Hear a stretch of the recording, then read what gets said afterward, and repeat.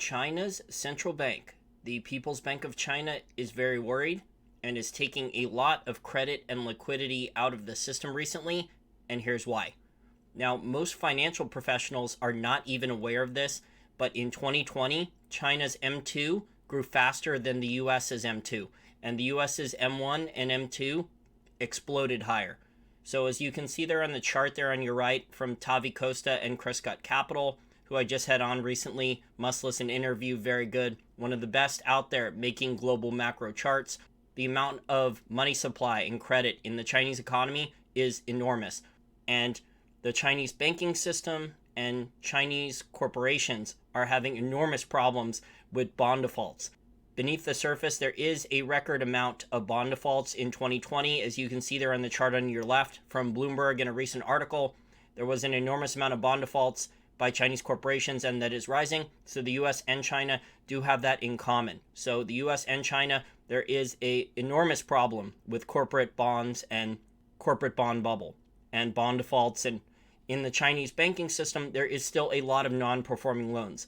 Now, China's currency, the exchange rate, is at a 52-week high. Let me just check it really quick. It is at 6.454 Chinese yuan to the dollar.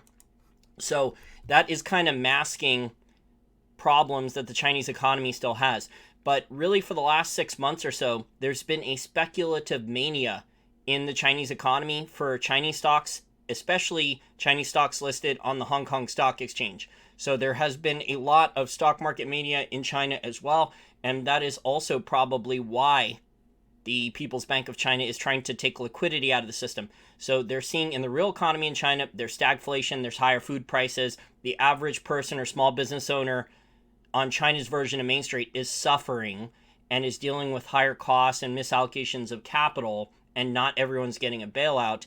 And then there's asset price inflation in China as well, because the entire system, all these governments, all these central banks, they love asset price inflation. But all this currency and credit, it can create a lot of problems in the real economy, but beneath the surface, you're starting to see a similar corporate bond bubble problem in China as well. So the state-owned enterprises in China and the Chinese state-owned enterprise banks, they seem to get the bailouts first, especially the largest ones. But beneath the surface, despite the currency exchange rate, despite China running enormous trade surpluses, despite China still being a creditor nation, despite China still having an enormous amount of foreign exchange reserves, there are still immense problems in the Chinese economy, and these two charts are some of the latest ones. So we'll see what happens. We'll see what happens with bailouts, but there are a lot of non-performing loans and shadow banking and derivative problems in the Chinese economy as well. There's trillions and trillions of non-performing loans that China's foreign exchange reserves simply cannot cover all of them. But if you're investing in China, I would stay away from a lot of these stocks. If you're a Western investor, because of the accounting problems, it's just too difficult to tell if the accounting's real or not. Kyle Bass, Emma Mullman, the guy on Twitter, the former fund manager who's writing blog articles as Deep Throat IPO and others, have documented an immense amount of problems with Chinese listed companies here in the US. So the best way to play China, and I've highlighted this in articles for my patrons, is to have commodities exposure. And Jim Rogers has echoed this, is to stick with accumulating commodities when you think they're cheap. And hopefully China stockpiles those commodities. And I've interviewed a lot of professional money managers, and it is almost impossible to tell which commodities China is going to start stockpiling and which ones they're going to stop buying or take a break from buying in advance.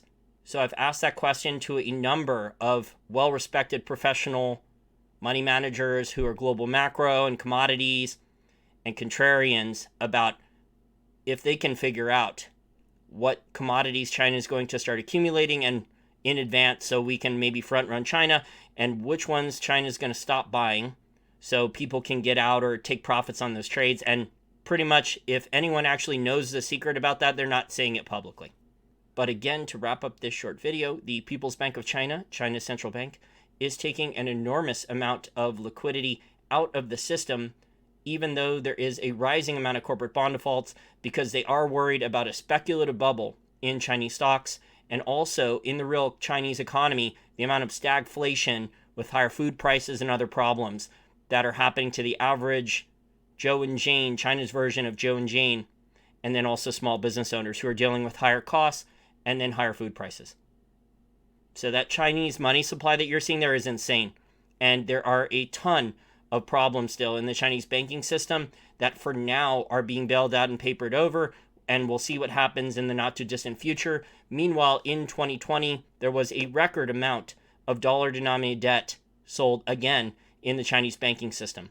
So for now, with a weaker dollar, although the dollar index is starting to rally and the Chinese currency is strong, for now, all that extra dollar-denominated debt that was taken out in 2020 is not hurting Chinese companies, but that could change within a matter of months. Please like, share the video with friends and family, and don't forget to subscribe to the Wall Street for Main Street YouTube channel, which just crossed over 40,000 YouTube channel subscribers, finally, after many years of YouTube censorship. The YouTube censorship is getting so bad now that longtime subscribers to my channel, and I'm getting emails and messages and comments below videos and Patreon messages that people are not getting new videos in their feeds anymore who have subscribed to the channel for many, many years. So please check the channel manually to make sure that you're getting all the new videos. And I'm trying to put out more despite the long list of health problems, debilitating health problems that I'm dealing with. And also, if you can afford to do so, please chip in $5 or more per month over on my Patreon. And unfortunately, the links to my Patreon are now being blocked by YouTube, both in the links after videos. I've been checking them. They normally don't work now, unfortunately. Occasionally they do work, but most of the time for a month now, they have not been working at all either. So YouTube censorship is getting absolutely ridiculous to make sure that I struggle to pay my bills.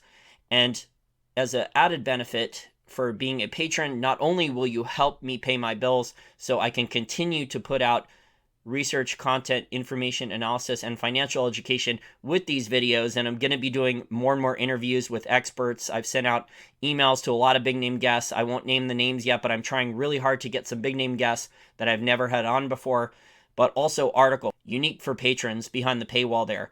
And there's over 150 articles on many different topics, including precious metal royalty and streaming companies, gold miners, silver miners, oil companies, uranium miners, and other commodity-related investments.